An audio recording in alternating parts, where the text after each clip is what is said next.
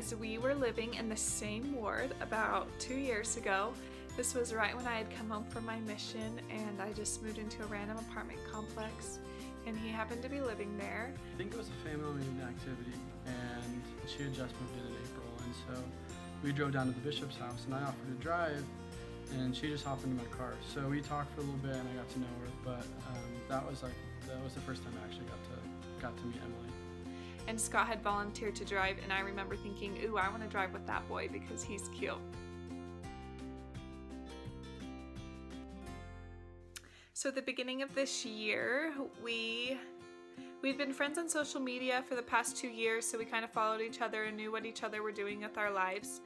And at the beginning of this year, Scott reached out to me, and we kind of reconnected, and we were just like texting back and forth, and then he had asked me on a date.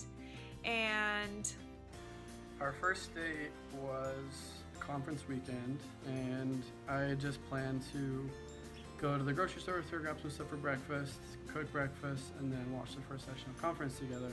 This was our first time seeing each other in the 2 years, and I remember thinking like, wow, this isn't awkward at all. It kind of just seems like we've been friends this whole time.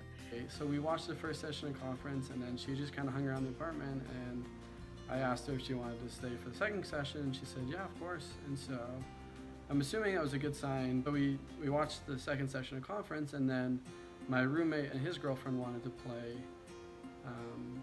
cornhole, and Emily claimed that she was a very accomplished cornhole player, and we ended up playing a couple of games of cornhole. So our first date actually ended up being from 9 a.m. to about 5 or 6 p.m. right before he had to go to the priesthood session, which I know is not, you're not supposed to have long first dates, but we just had such a good time that we wanted it to last all day. It was definitely a good date because she spent more time with me than planned, which I took as a good sign.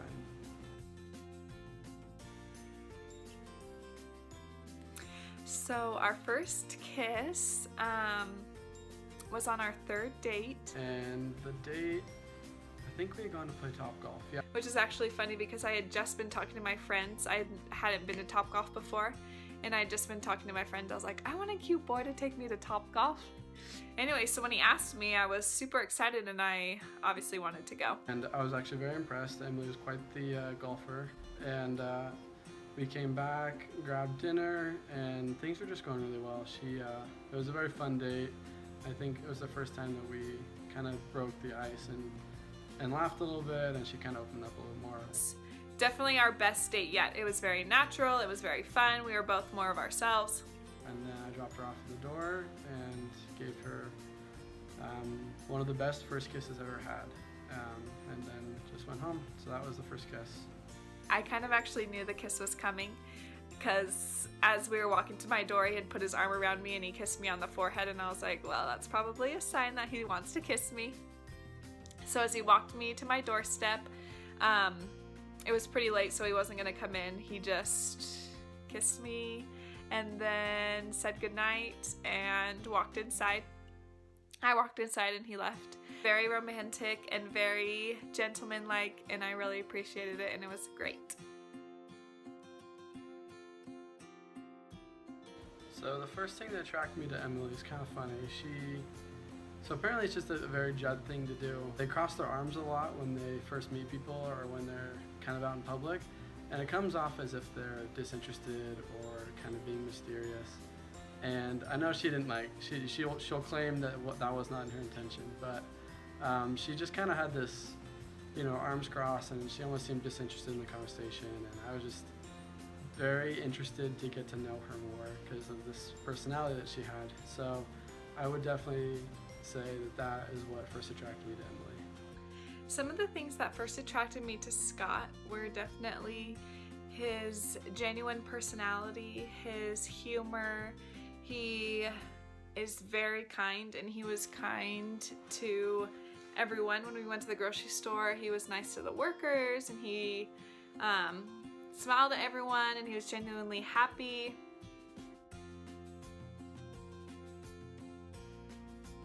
So there are definitely a lot of things that made me fall in love with Emily, but I'd have to say there's one characteristic that stood out to me the most, and that's her ability to serve other people, and especially her ability to serve me.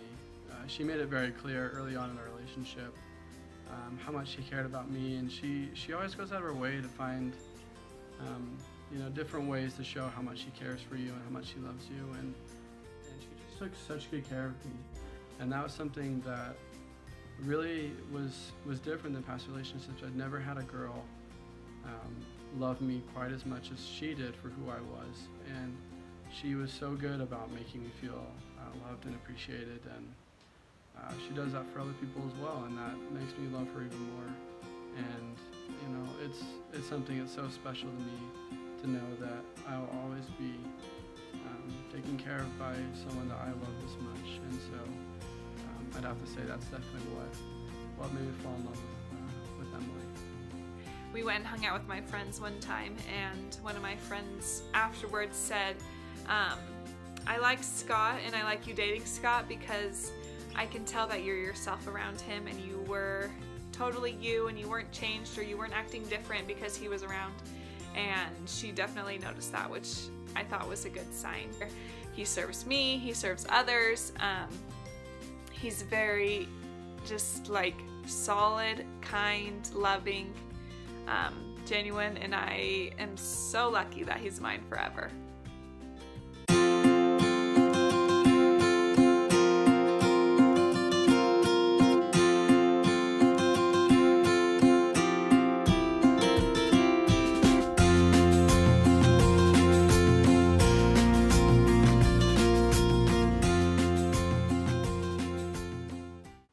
Emily's favorite thing to do when there's nothing else to do, I'd probably say there's two things. We really enjoy playing tennis together, so we do that quite a bit, even though she's significantly better than me. And then I'd say the second thing is she likes to make a good dessert and then pick out a very good movie and then fall asleep about a quarter of the way through the movie on my shoulder. So she really enjoys doing that quite a bit. One chore Emily does not like to do is to fold clean laundry. I'm almost positive that her shoe size is size 8 in a women's, I want to say. I think that's right. Yeah. Emily already knows this, but my favorite feature about Emily would be the color of her eyes. She has these really pretty green eyes. And she knows that, but I love her green eyes very much. If Emily won $1,000, I think she would either go on a shopping spree and go buy new clothes, or she'd finally buy the set of Cutco knives that she has desperately been wanting. So she always complains that she doesn't have any good knives to cut with, and then she gets frustrated in the kitchen. So I think she'd go buy her Cutco knives. Emily's biggest pet peeve is a pretty easy one. When she gets really tired, she turns into a hibernating bear and becomes very agitated at anything I do to make her laugh. And so I do a lot of impersonations, and normally she thinks they're actually pretty funny, but when she gets into this really tired mode, she doesn't find it quite as humorous as I do to tease her. So when she's really tired and I am teasing her, I think that's probably her biggest pet peeve.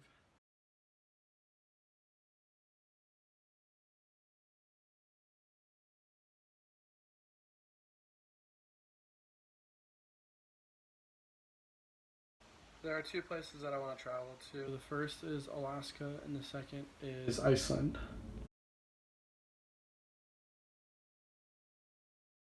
I think Emily's favorite thing about me is that I can always make her laugh.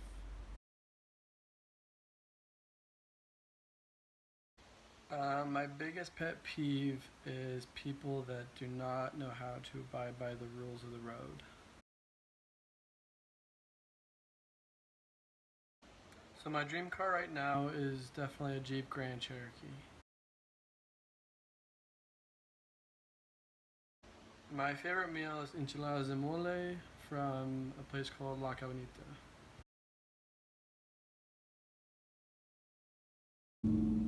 When I was little, I wanted to be a doctor when I grew up. So the last question is, why do I love Emily so much? And that became very apparent to me over the summer because we did a long distance relationship. So I was in California doing an internship and she was still in Utah working. And being away from her made it very, very clear to me just how much I really depended on her. And I noticed that I was significantly unhappy not being with her. And that was, I think, the first time that it's ever really happened to me, where I didn't just miss her, I felt a difference in my life. And when I'm with Emily, I'm a lot more optimistic towards the future, and I feel supported, and I know that I have somebody that I can always depend on. And the thing I love the most about Emily is the way she treats me. And I've never been with somebody that's loved me more than she loves me, and has made me feel as special as I do to her. And she makes it very clear about how important I am to her. And I'm just so excited to be able to marry her, and I know that there's so many great things waiting for us, and I couldn't be happier to spend my life with someone more well suited for me, for my oftentimes weird quirks and my humor, and Emily does a great job of balancing me out. And I know that I'm just going to have a great life with her, and so I'm very grateful for her, and I want Emily to know that I love her with all my heart, and there's nothing I'm more excited for than to be able to start a family with her and to be able to start my life with her. So I want you to know that I love you very much, and I can't wait for November 4th. So I love you, babe.